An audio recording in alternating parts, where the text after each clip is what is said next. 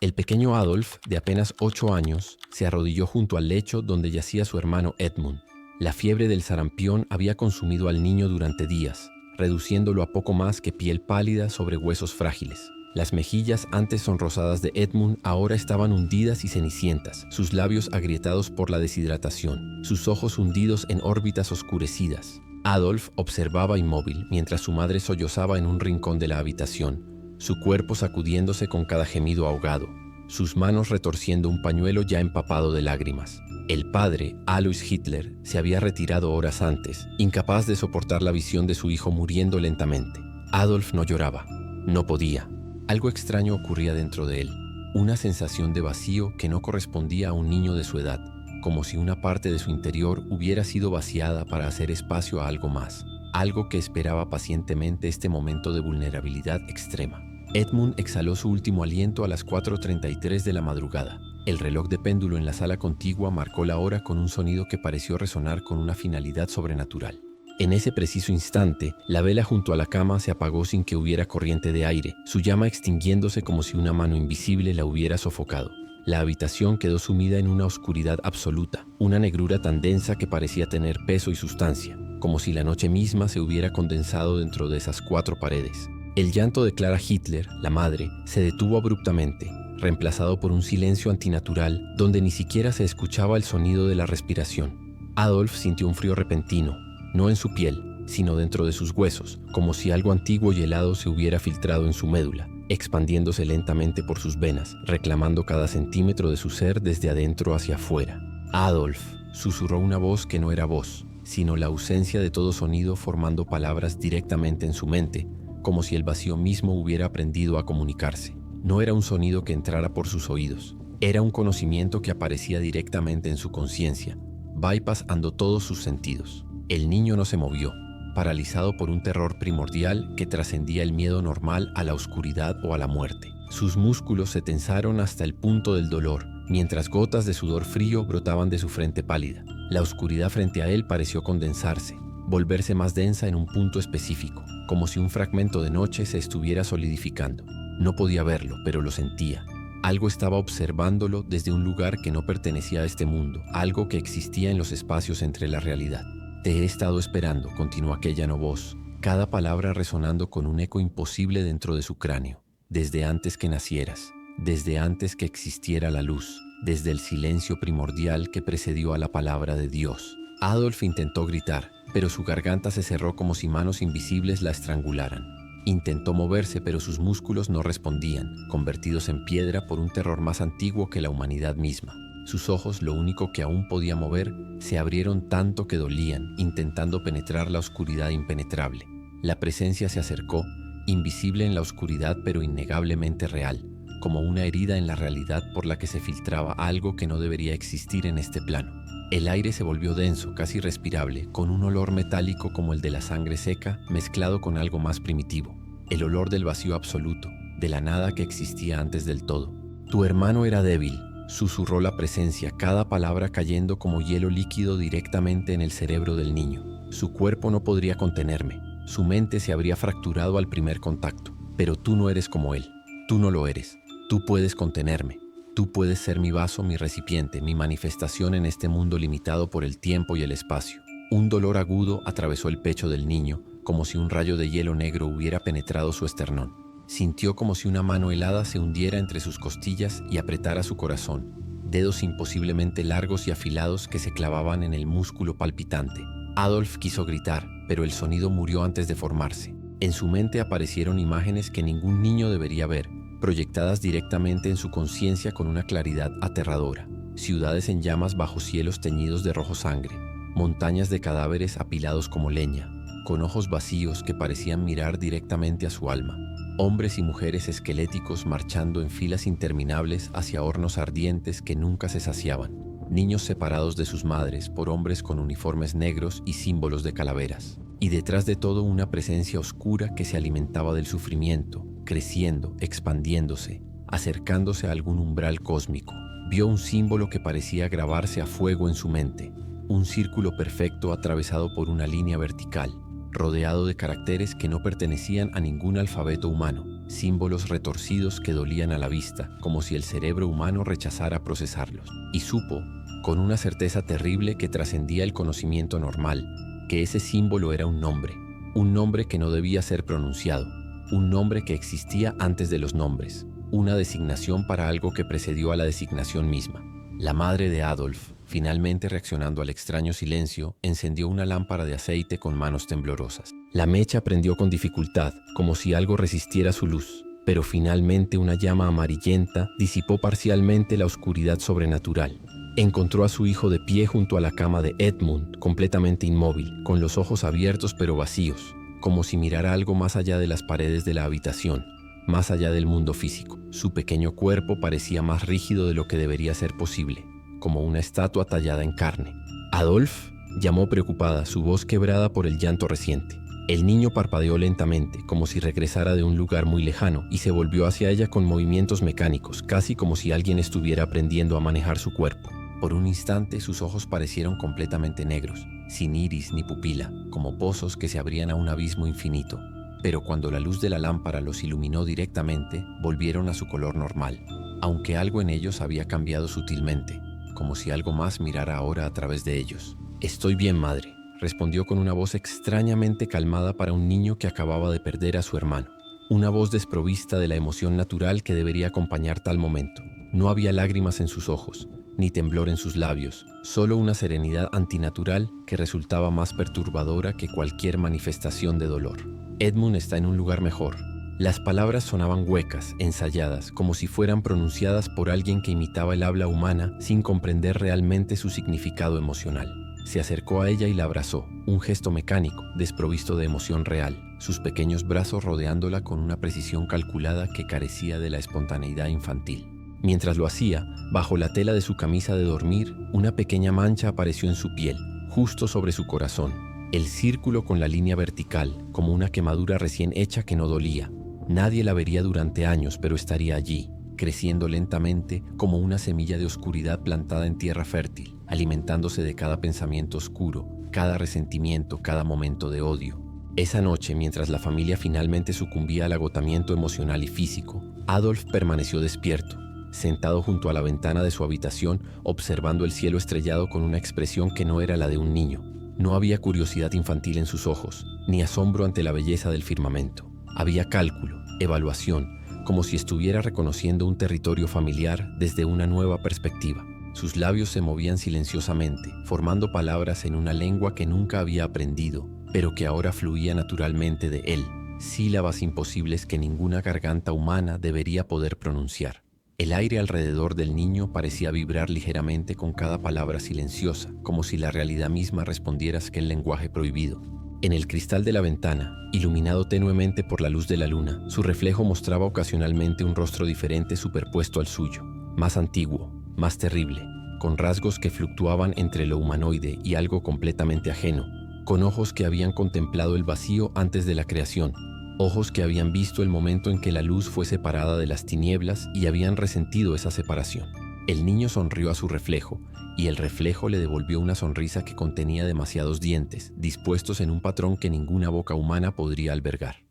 Adolf Hitler, ahora un joven de 19 años, vagaba por las calles de la capital imperial con el estómago vacío y los bolsillos más vacíos aún. Su abrigo raído apenas lo protegía del frío cortante de noviembre y sus zapatos gastados dejaban entrar la humedad del pavimento. Había fracasado en su intento de ingresar a la Academia de Bellas Artes por segunda vez consecutiva, una humillación que ardía en su interior como ácido, corroyendo cualquier resto de autoestima que pudiera haber albergado. Los evaluadores habían sido claros: carece de talento para la pintura artística, palabras que se repetían en su mente como un mantra cruel, o al menos eso es lo que él creía que sentía, esa rabia que interpretaba como propia. La verdad era más compleja, más terrible. Lo que ardía en su interior era Nirael, la entidad primordial que había plantado su semilla 11 años atrás, alimentándose metódicamente de cada humillación, cada rechazo, cada momento de ira y resentimiento. Se expandía dentro de él como una mancha de tinta negra en agua clara, tiñendo cada pensamiento, cada emoción, cada sueño con su esencia antigua y hambrienta. Esa tarde gris, mientras dibujaba postales para vender a los turistas en un rincón de la Ringstrasse, con dedos entumecidos por el frío y el estómago rugiendo de hambre, un hombre se detuvo a observarlo. No era un turista común, Su ropa era demasiado formal, demasiado perfecta, como si hubiera sido creada específicamente para él. Era alto, inusualmente alto, de complexión delgada, pero con una presencia que parecía ocupar más espacio del que físicamente abarcaba. Su rostro anguloso, de pómulos prominentes y mandíbula afilada, parecía tallado en mármol pálido, pero eran sus ojos lo más perturbador, hundidos en órbitas demasiado profundas, de un color que cambiaba sutilmente según la luz, y que parecían no parpadear lo suficiente, como si el hombre hubiera olvidado esa necesidad humana básica. «Tienes un don», dijo el desconocido con un acento que Adolf no pudo identificar, ni alemán, ni austríaco, ni ningún otro que hubiera escuchado antes. Era como si cada sílaba fuera pronunciada con precisión excesiva, como alguien que ha aprendido un idioma a la perfección pero sin haber absorbido sus ritmos naturales. No para el arte. Esos evaluadores tenían razón en eso. Tu don es para algo más profundo, más trascendental. El joven Hitler levantó la mirada, intrigado y ligeramente ofendido por el comentario sobre su arte, pero incapaz de apartar la vista de aquellos ojos inquietantes. Había algo familiar en aquel hombre, una resonancia que vibraba en lo más profundo de su ser, como si lo hubiera visto en un sueño olvidado o en una vida anterior. ¿Nos conocemos?, preguntó Adolf, sintiendo un hormigueo extraño en el pecho, justo donde la marca había crecido a lo largo de los años hasta alcanzar el tamaño de una moneda grande. Bajo su camisa el símbolo pulsaba con un calor que contrastaba con el frío del ambiente, como si respondiera a la presencia del desconocido. El hombre sonrió, una sonrisa que no alcanzó sus ojos, que permanecieron fijos y calculadores. Sus labios se estiraron demasiado, revelando dientes perfectamente blancos y uniformes, como perlas artificiales. «Nos conocemos desde antes que tuvieras nombre», respondió con una voz que parecía contener ecos de otras voces, superpuestas como un coro discordante. «Desde antes que tuvieras forma. Soy un mensajero. Vengo a recordarte tu propósito, a despertar lo que duerme dentro de ti». Extendió su mano, una mano de dedos demasiado largos y articulaciones extrañamente ubicadas, como si los huesos bajo la piel estuvieran dispuestos de forma ligeramente diferente a la anatomía humana normal. Cuando Adolf la estrechó, incapaz de resistir el impulso a pesar de su inquietud creciente, sintió una corriente eléctrica recorrer su cuerpo desde el punto de contacto, una energía fría que ascendió por su brazo, atravesó su pecho donde la marca ardió con intensidad renovada, y finalmente alcanzó su cerebro como un relámpago de conocimiento prohibido. Por un instante, un parpadeo de claridad sobrenatural vio al hombre como realmente era, no un hombre en absoluto, sino una figura hueca, una construcción de carne y hueso animada por algo que existía en los espacios entre la realidad, un recipiente vacío para algo mucho más antiguo y terrible que cualquier ser humano. Esa noche, en su habitación miserable en la casa de hombres de la Meldemannstraße, donde el olor a humedad y desesperación impregnaba cada rincón, Hitler tuvo una visión. No un sueño, no una alucinación producto del hambre o el agotamiento, sino una revelación que llegó mientras estaba completamente despierto, sentado en el borde de su cama estrecha, con la mirada fija en la pared descascarada frente a él. La pared pareció disolverse como si se derritiera, revelando imágenes tan vívidas que trascendían cualquier experiencia visual normal. Vio un futuro donde él, Adolf Hitler, se alzaba ante multitudes que lo adoraban como a un dios. Miles de brazos extendidos en saludo, rostros contorsionados en éxtasis casi religioso. Vio estandartes rojos con símbolos negros ondeando sobre ciudades conquistadas, ejércitos marchando bajo su mando, naciones enteras arrodillándose ante su voluntad. Vio un imperio que se extendía por toda Europa, desde el Atlántico hasta los Urales, purificado por el fuego y la sangre, transformado según un diseño que trascendía lo meramente político o racial. Y vio algo más, algo que la parte de él que aún era humana quiso apartar la mirada pero no pudo. Enormes estructuras industriales, organizadas con precisión geométrica, donde miles, millones de personas desaparecían en humo negro que ascendía hacia el cielo en columnas perfectamente rectas. Pero el humo no se disipaba en la atmósfera. Era absorbido por una presencia invisible que flotaba sobre los campos de muerte, alimentándose de cada alma consumida, creciendo, expandiéndose, acercándose con cada sacrificio a algún umbral cósmico, cuyo cruce cambiaría la naturaleza misma de la realidad. «Es tu destino», susurró Israel desde dentro de su mente, su voz más clara que nunca, como si la visita del mensajero hubiera fortalecido su conexión. No era una voz humana, era como si el vacío mismo hubiera aprendido a articular pensamientos, un sonido que era la ausencia de sonido. «Lo que has visto es apenas el comienzo. Yo te guiaré, te daré el poder de la palabra, el don de mover a las masas con tu voz, de despertar en ellos los instintos más primitivos, los miedos más profundos, los odios más ancestrales. Te daré la visión para reconocer a aquellos que pueden servirme y la voluntad para eliminar a quienes se interpongan. A cambio me alimentarás. Me ayudarás a crecer hasta que pueda romper los sellos que me mantienen fragmentado, hasta que pueda manifestarme plenamente y reclamar lo que una vez fue mío, el silencio primordial que precedió a la palabra. Adolf se estremeció, su cuerpo sacudido por espasmos involuntarios mientras gotas de sudor frío brotaban de su frente. Por un momento, un breve instante de claridad, fue plenamente consciente de que algo ajeno habitaba en él, algo que había estado dirigiendo su vida desde aquel día junto al lecho de muerte de su hermano. Pero la promesa de poder, de venganza contra un mundo que lo había rechazado y humillado, era demasiado tentadora para su ego herido, para su ambición frustrada. ¿Qué debo hacer?, preguntó en voz alta a la habitación vacía, su voz resonando extrañamente en el aire denso, como si hubiera más oídos escuchando de los que podía ver. La respuesta llegó no como palabras, sino como un conocimiento súbito, implantado directamente en su cerebro como si siempre hubiera estado allí, solo que oculto tras un velo que ahora se descorría. Supo, con una certeza que trascendía la fe o la convicción normal, que debía buscar los símbolos antiguos, los rituales olvidados que habían sido borrados de la historia humana por aquellos que temían su poder. Debía estudiar textos prohibidos, manuscritos ocultos en bibliotecas secretas, conocimientos que la Iglesia y otras instituciones habían intentado destruir. Debía encontrar a otros que, como él, llevaran fragmentos de Nirael en su interior, aunque no fueran conscientes de ello. Hombres y mujeres marcados por el vacío, recipientes parciales que, unidos bajo su liderazgo, formarían los canales para la manifestación completa de la entidad. Y sobre todo debía crear un ritual de sacrificio a una escala nunca antes vista en la historia humana. Una ofrenda de almas tan vasta que rompería las barreras entre los planos de existencia, permitiendo que lo que estaba más allá entrara plenamente en este mundo. Los años siguientes, mientras Europa se deslizaba hacia la Primera Guerra Mundial, Hitler vagó por Viena como un sonámbulo, aparentemente un fracasado más en una ciudad llena de artistas frustrados y soñadores sin futuro. Para los ojos externos era solo un joven mediocre, un artista de poca monta viviendo en la miseria, vendiendo acuarelas de edificios vieneses a turistas desprevenidos. Pero en realidad estaba siendo moldeado, transformado, preparado para un destino que trascendía lo humano. Pasaba horas en bibliotecas oscuras y polvorientas, en secciones olvidadas donde se acumulaban textos esotéricos que nadie consultaba. Estudiaba símbolos antiguos, mitologías olvidadas, religiones extintas que adoraban a dioses cuyos nombres habían sido borrados de la historia oficial. La marca en su pecho crecía, extendiéndose como una red de venas negras bajo su piel, y con ella, su conexión con Nirael se fortalecía. La entidad le mostraba visiones cada vez más detalladas, le susurraba conocimientos imposibles, le enseñaba palabras en lenguas que ningún ser humano había hablado en milenios. Por las noches, en su habitación, escribía frenéticamente en cuadernos que mantenía ocultos bajo las tablas sueltas del suelo.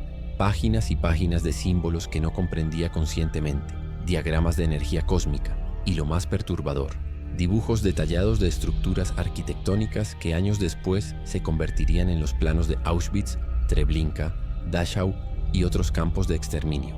No eran simples instalaciones de muerte, eran máquinas rituales diseñadas para canalizar el sufrimiento y la muerte hacia un propósito específico, hacia la alimentación y manifestación de Nirael. Una mañana de 1913, tras una noche de visiones particularmente intensas que lo dejaron agotado y febril, Adolf se miró al espejo que colgaba torcido en la pared de su habitación. El reflejo que le devolvió la mirada lo sobresaltó, pues no reconoció completamente al hombre que veía. No era solo que estuviera más delgado, más pálido, con ojeras profundas que sombreaban su rostro como moretones. Era algo más fundamental. Sus ojos habían cambiado, no en color, sino en esencia, en la cualidad misma de la mirada. Había algo antiguo en ellos, algo que no pertenecía a un ser humano de 24 años, ni a ningún ser humano en absoluto. Era una mirada que había contemplado el vacío primordial, que había visto el momento en que la luz fue separada de las tinieblas y había resentido esa separación. «Estamos listos», dijo su reflejo, moviendo los labios de forma ligeramente desincronizada con los suyos, como si hubiera un retraso entre su movimiento y el del espejo. La voz que salió de la imagen reflejada no era completamente la suya. Tenía un timbre más profundo, resonante, con ecos de otras voces superpuestas. «Es hora de salir al mundo. La guerra viene y con ella nuestra oportunidad». Ese mismo día, Hitler empacó sus escasas pertenencias, incluyendo los cuadernos llenos de símbolos y diagramas, y dejó Viena, la ciudad que lo había rechazado, para dirigirse hacia Múnich. La semilla plantada años atrás en el corazón de un niño junto al lecho de muerte de su hermano había echado raíces profundas, extendiéndose por cada fibra de su ser. Nisrael, el vacío que existía antes de la palabra, estaba listo para la siguiente fase de su plan: utilizar el caos de la guerra que se avecinaba para fortalecer su influencia y preparar el camino para su manifestación completa. El cabo Hitler se agazapó en el fango helado mientras las bombas caían a su alrededor con un estruendo apocalíptico, haciendo temblar la tierra como si el mismo planeta protestara contra la carnicería humana. Fragmentos de metralla cortaban el aire con silbidos agudos y la tierra explotaba en géiseres de barro, piedras y restos humanos irreconocibles. El hedor era indescriptible, una mezcla de pólvora, excrementos, carne putrefacta y el óxido metálico de la sangre derramada. Hombres gritaban a su alrededor, aullidos que trascendían el lenguaje, expresiones primarias de dolor y terror que conectaban con algo ancestral en el cerebro humano.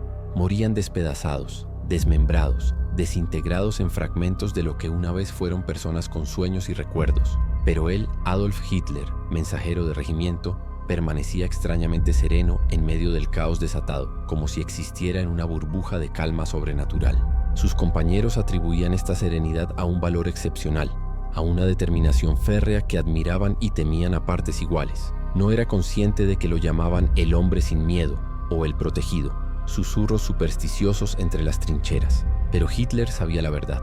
No era valor lo que sentía, sino la certeza sobrenatural de que nada podía matarlo, no mientras sirviera al propósito para el que había sido elegido, no mientras fuera el recipiente de algo que trascendía la mortalidad humana. Una granada de artillería pesada cayó a menos de 1 metro de su posición, un proyectil de acero y explosivos diseñado para despedazar cuerpos humanos con eficiencia industrial. La explosión fue ensordecedora, una onda expansiva que debería haber pulverizado sus órganos internos y convertido sus huesos en astillas. La metralla voló en todas direcciones, fragmentos mortales de metal caliente que habían cegado innumerables vidas en campos de batalla similares. Pero en el último instante, algo imposible ocurrió ante los ojos atónitos de los pocos soldados que sobrevivieron para presenciarlo. La metralla pareció desviarse alrededor del cuerpo de Hitler, como si una barrera invisible, una distorsión en la realidad misma, lo protegiera. Fragmentos de metal que viajaban en línea recta hacia él cambiaron de trayectoria en el último segundo, como repelidos por un campo de fuerza que desafiaba las leyes de la física. Un soldado que estaba junto a él, un joven bávaro llamado Heinrich, con quien había compartido café esa misma mañana, quedó reducido a una masa sanguinolenta irreconocible, mientras Hitler apenas sufrió un rasguño en la mejilla, una herida superficial que sangraba mínimamente. ¿Cómo?, murmuró, tocándose el pecho donde la marca pulsaba con un calor intenso bajo el uniforme empapado de barro, un calor que contrastaba con el frío glacial de la trinchera. Sus ojos se abrieron con una mezcla de asombro y terror ante la confirmación tangible del pacto sobrenatural que había hecho. «Te protejo», respondió Nisrael en su mente, su voz más clara que nunca en medio del caos de la batalla, como si la muerte masiva a su alrededor amplificara su presencia, fortaleciera su conexión. Cada vida extinguida en tu presencia es una ofrenda, consciente o no. Cada alma que abandona su cuerpo alimenta mi esencia, me fortalece, me acerca más a la superficie de tu realidad. Esta guerra es solo el preludio, el ensayo general para lo que vendrá. Hitler miró a su alrededor, a la devastación apocalíptica de la trinchera, cuerpos destrozados de amigos y enemigos por igual, hombres jóvenes convertidos en carne desgarrada, en muñecos rotos abandonados en el barro. Por primera vez desde que la entidad se había instalado en él, comprendió plenamente el pacto que había hecho, la verdadera naturaleza del ser que habitaba en su interior. No era él quien controlaba a la entidad, quien la usaba como herramienta para sus ambiciones. Era la entidad quien lo controlaba a él, quien lo había estado moldeando meticulosamente desde la infancia para sus propios fines inescrutables. Un escalofrío de terror primordial recorrió su espina dorsal, un momento de claridad humana en medio de la posesión, una comprensión fugaz de que era el instrumento de algo inconcebiblemente antiguo y terrible, algo para lo que conceptos humanos como bien y mal eran irrelevantes, como serían irrelevantes para un humano los conceptos morales de una colonia de hormigas. Pero el momento de claridad pasó rápidamente, sumergido bajo la influencia creciente de Nisrael. La guerra continuó su curso sangriento, y Hitler sobrevivió a situaciones que deberían haber sido mortales. Gases venenosos que de alguna manera no afectaban sus pulmones con la misma intensidad que a sus camaradas, fragmentos de metralla que inexplicablemente lo evitaban, balas que pasaban a milímetros de su cuerpo como desviadas por una mano invisible. Con cada batalla, con cada camarada caído a su lado mientras él permanecía ileso, Hitler se distanciaba más de su humanidad original. La marca en su pecho se extendía bajo su piel, ya no solo un símbolo circular con una línea vertical, sino una red compleja de líneas negras que se ramificaban como venas oscuras, cubriendo gran parte de su torso. Por las noches, en los barracones improvisados o en los refugios subterráneos donde los soldados intentaban descansar entre bombardeos, escribía frenéticamente en un diario que mantenía oculto entre sus escasas pertenencias. A la luz temblorosa de velas o lámparas de aceite, su mano se movía casi autónomamente, guiada por una voluntad que no era completamente suya, llenando páginas con planes detallados, visiones del futuro, símbolos arcanos cuyo significado no comprendía plenamente, pero que sentía resonar con alguna verdad primordial. Los otros soldados notaban su extraño comportamiento, su mirada distante y febril, la forma en que a veces hablaba solo en susurros en lo que parecía ser una lengua desconocida. Pero en el contexto de la guerra, donde la locura acechaba en cada esquina y muchos hombres desarrollaban comportamientos extraños para hacer frente al horror cotidiano, lo atribuían al shock de las trincheras que afectaba a tantos, a la fatiga de combate que transformaba a hombres normales en sombras de sí mismos. Cuando Alemania finalmente se rindió en noviembre de 1918, tras 4 años de carnicería sin precedentes, Hitler no experimentó la derrota como sus compatriotas. Mientras otros soldados lloraban, maldecían o caían en un estupor de incredulidad y desesperación, él permaneció extrañamente desapegado, observando las reacciones humanas a su alrededor con la curiosidad clínica de un entomólogo estudiando una colonia de insectos. Sintió rabia, sí, pero era una rabia calculada, casi artificial, como si alguien más estuviera experimentando la emoción a través de él, utilizándola como combustible para un motor que apenas comenzaba a calentarse. «Esto es perfecto», susurró Nirael en los rincones de su mente, su voz un eco satisfecho que reverberaba en los espacios vacíos donde antes había existido la conciencia puramente humana de Adolf Hitler. La humillación nacional, la desesperación colectiva, el resentimiento que corroe el alma de un pueblo entero.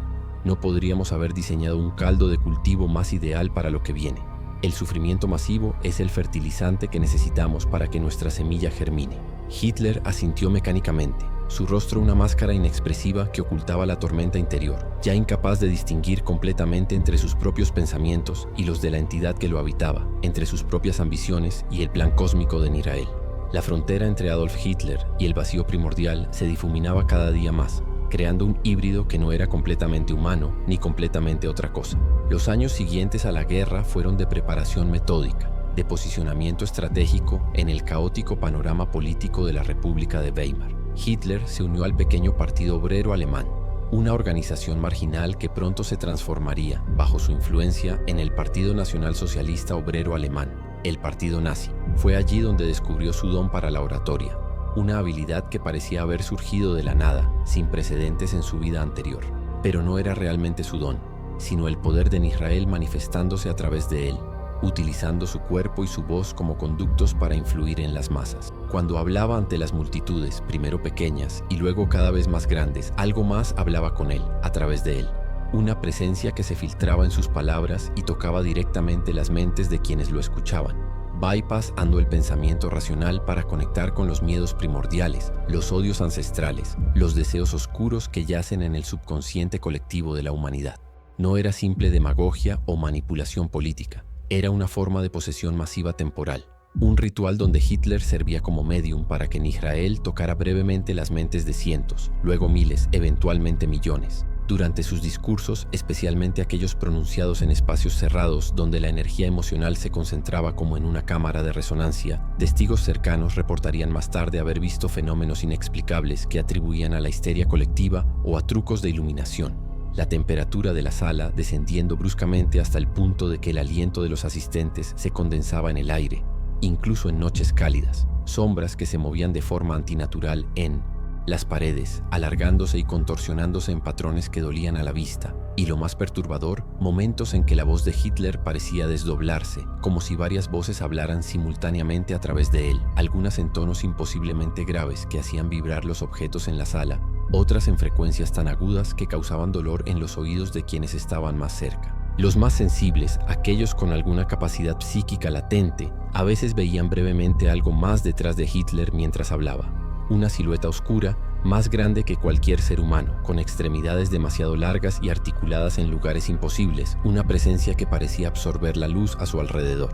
Estos testigos a menudo enfermaban después, sufriendo pesadillas recurrentes o desarrollando comportamientos obsesivos relacionados con símbolos que no podían explicar pero sentían compulsión por dibujar. Siempre el mismo círculo atravesado por una línea vertical. En 1923, Hitler intentó su primer golpe de Estado, el fallido Putsch de Múnich. El fracaso y su posterior encarcelamiento podrían haber terminado con su carrera política, pero Israel había previsto este resultado.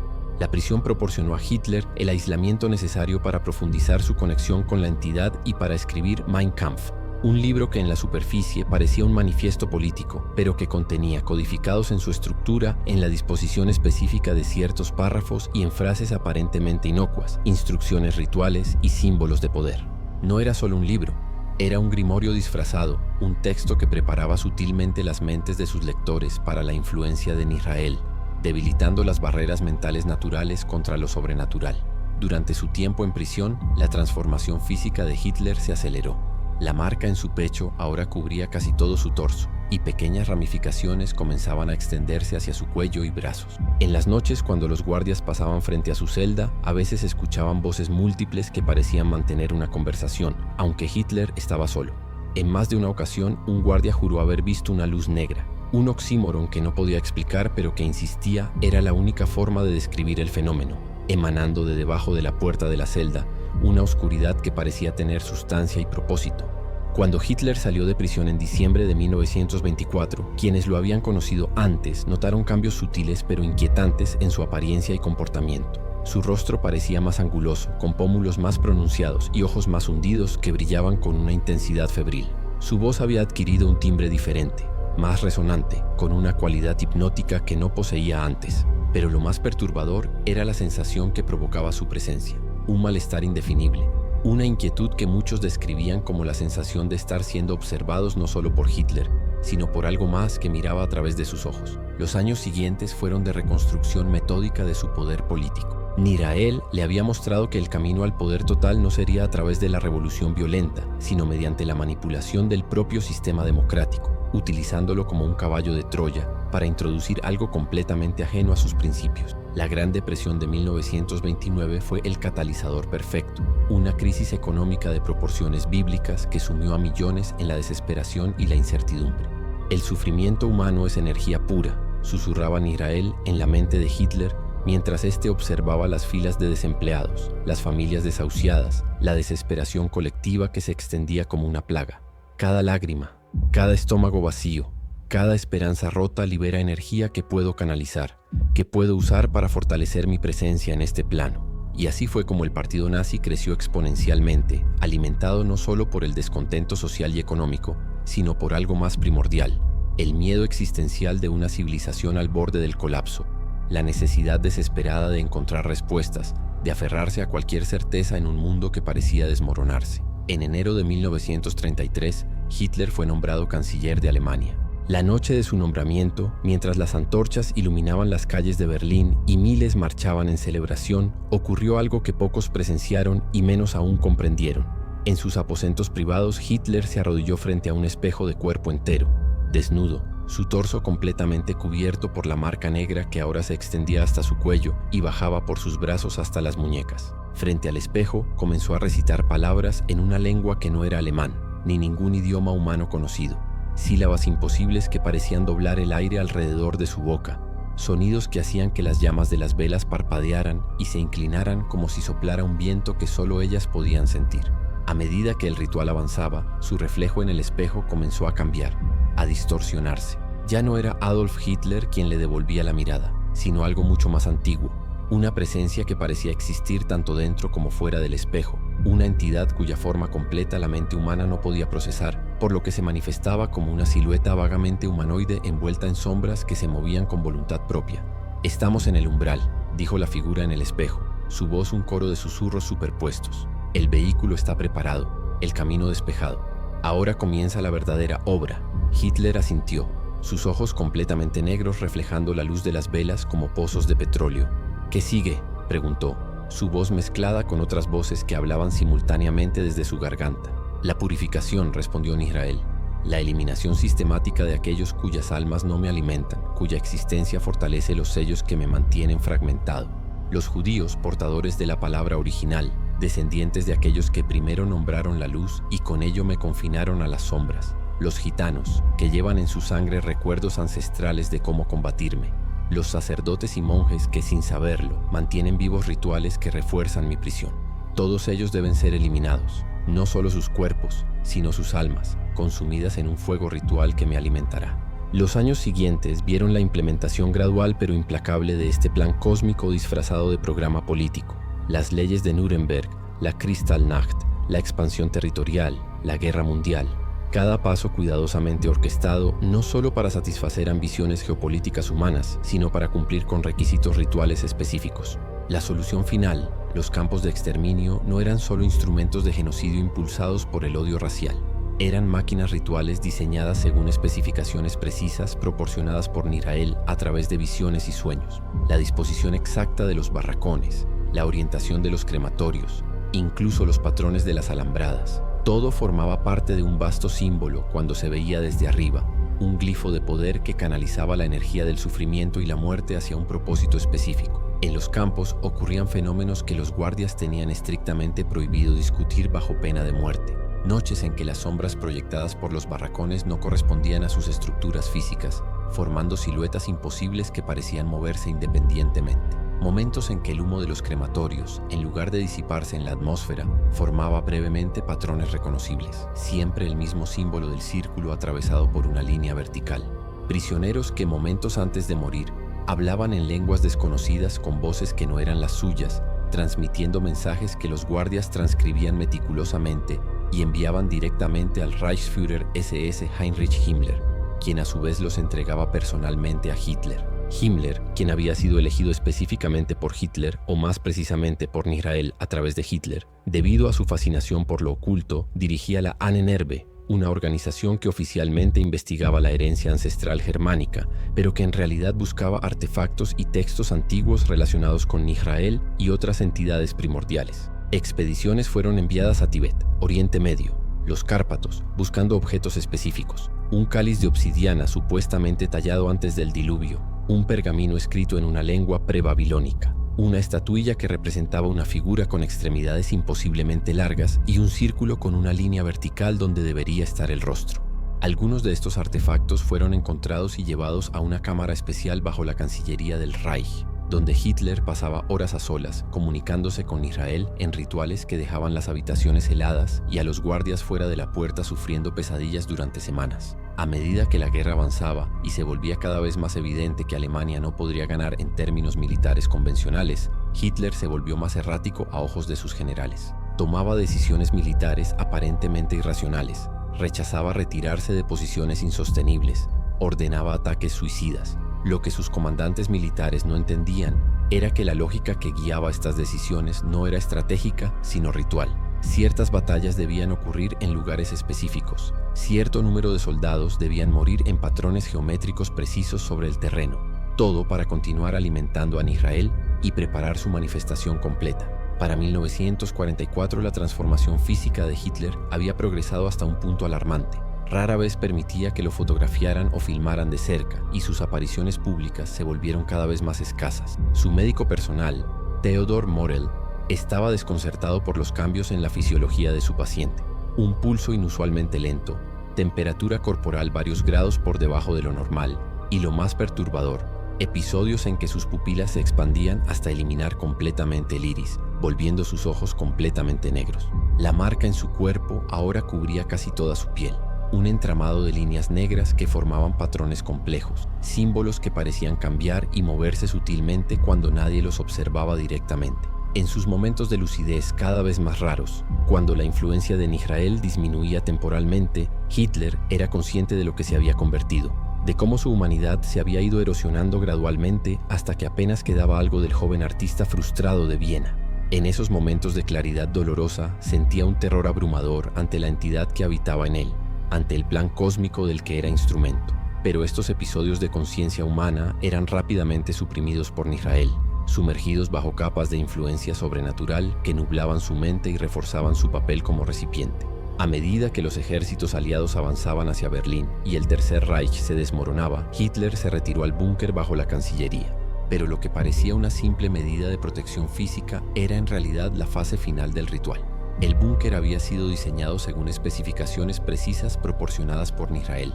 Su profundidad exacta, la disposición de sus habitaciones, incluso el grosor de sus muros, todo formaba parte de un vasto símbolo tridimensional, un receptáculo diseñado para contener y canalizar energías cósmicas. «Estamos cerca», susurraba constantemente Nihrael en la mente de Hitler durante aquellos últimos días. El sufrimiento ha alcanzado su punto máximo. Millones de almas han sido consumidas. Los sellos están debilitados. Solo falta el sacrificio final. Los pocos testigos que sobrevivieron a los últimos días en el búnker describieron el comportamiento de Hitler como el de un hombre poseído.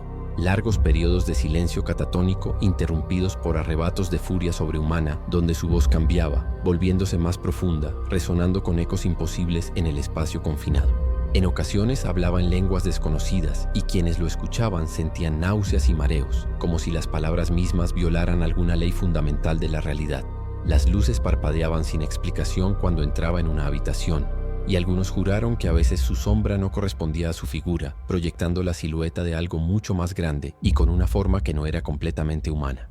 El 29 de abril de 1945, Hitler dictó su testamento político y se casó con Eva Braun en una ceremonia breve y sombría. Lo que los pocos asistentes no sabían era que el matrimonio no era un simple acto civil o romántico, sino parte del ritual final. Eva Braun no era una simple compañera. Había sido elegida años atrás por Nihrael debido a ciertas características específicas de su energía vital, cualidades que la hacían ideal como sacrificio complementario. Durante la ceremonia, mientras un funcionario nervioso leía los votos, Hitler murmuró palabras adicionales en voz baja, sílabas en aquella lengua primordial que hacían que el aire vibrara visiblemente alrededor de su boca. El 30 de abril, el día elegido para el acto final, Hitler experimentó un último momento de claridad humana. Un breve instante en que la influencia de Nihrael disminuyó lo suficiente para que comprendiera plenamente lo que había permitido, lo que había hecho, lo que estaba a punto de completar. El horror de esta comprensión fue abrumador. Vio con perfecta claridad los millones de muertes, el sufrimiento incalculable, todo como combustible para algo que trascendía la maldad humana, algo que amenazaba no solo a la humanidad sino a la realidad misma. En ese momento de lucidez agonizante, Hitler intentó resistirse, luchar contra la entidad que lo había poseído durante décadas. «No puedes resistirte», resonó la voz de Nihrael, ya no un susurro sino un rugido que llenaba cada rincón de su mente. «Eres mío desde aquel día junto al lecho de tu hermano. Tu alma me pertenece, tu cuerpo es mi vehículo, tu voluntad es una ilusión que te he permitido mantener». Hitler sintió que su cuerpo se movía contra su voluntad, sus manos tomando la cápsula de cianuro, la pistola Walter PPK. A su lado, Eva Braun, con ojos vidriosos como los de una muñeca, como si su mente ya hubiera sido vaciada para hacer espacio a algo más, ingería su propia cápsula de veneno.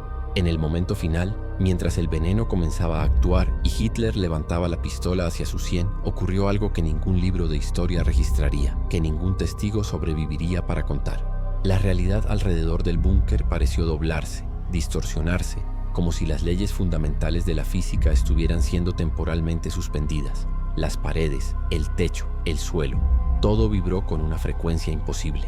Y en ese instante de distorsión cósmica, mientras su dedo presionaba el gatillo, Hitler vio la verdadera forma de Nihrael manifestándose parcialmente en nuestro plano.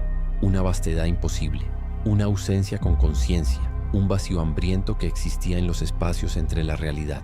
No era malvado en el sentido humano, era algo completamente ajeno para lo que conceptos morales humanos eran irrelevantes, como serían irrelevantes los conceptos morales de las hormigas para un ser humano que pisa su hormiguero.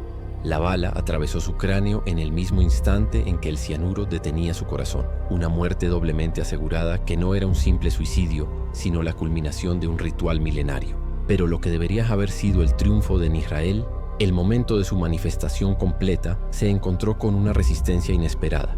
En el último instante de su existencia humana, Hitler había logrado algo que Nihrael no había previsto, un acto de voluntad verdaderamente libre, un rechazo final a ser el instrumento del vacío.